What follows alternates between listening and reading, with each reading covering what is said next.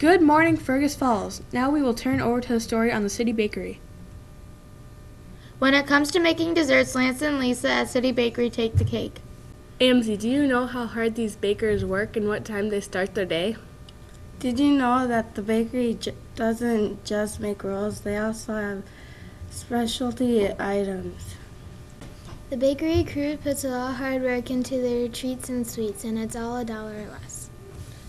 Thanks for watching, but now it's time to close the newscast so you can go to the Fergus Falls City Bakery.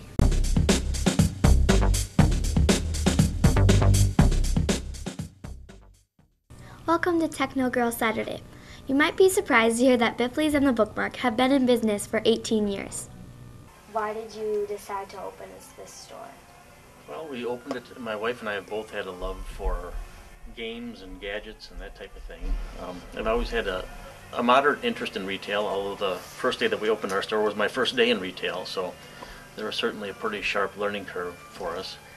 But in '94 we opened the store out at the Westridge Mall, and it was strictly science kits, chemistry kits, educational type items. So that's how we started, and then it's sort of grown and morphed from there into other products. Biffley has things that satisfy everyone from the gamer to the bookworm. Biffley's is packed full of games, books, CDs, DVDs, board games, and dice. 600 to 700 different kinds, and more books. Best-selling type of book that we have down there? That is an excellent question. I would probably have to say there are two that are really neck and neck, and it's probably just general fiction, which you saw in the big room, and then murder mystery. People seem to love their crime novels, so those two would be the best-selling genres that we have. Bob Stout, the owner of Biffley's, started the store with only science projects, but it has come a long way. Biffley's has older classic games and newly released games for any age, gaming system, or interest.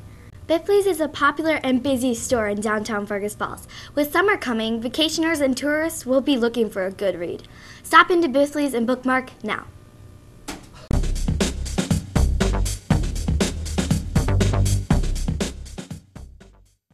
Hello everyone, my name is Maddie. And I'm Lily. Today we will be speaking about the walk with Chris Schalke. Our topic on the walk was what lured settlers originally to the town, the Great River. George B. Wright built the dam in the river in 1870. He also built a turbine that powered many of the facilities, including the flour mill. Now we will have Angelique come out and speak about the River Inn.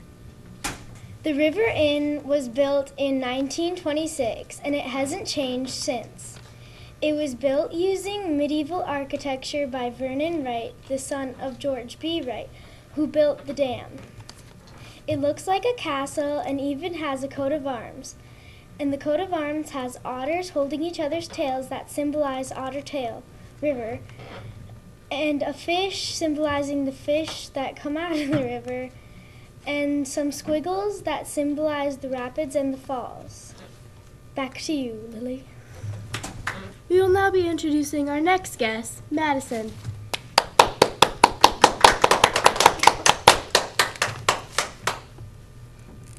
Half of the original post office was built in 1903. The rest of it was built later. The eagle represents the government who built it. It is a really nice place to visit and look at. You should come and check it out. Back to you, Maddie. Now we will have Lily, our last guest speaker, to talk about the autograph walk. The UCT United Commercial Travelers was built in 1902 by O.O. Hogan as a retail store. It was also called the Autograph Block because it has all the people who supported O.O. Hogan carved into the walls and above the store. Back to you, Lily. Thank you for listening to this newscast.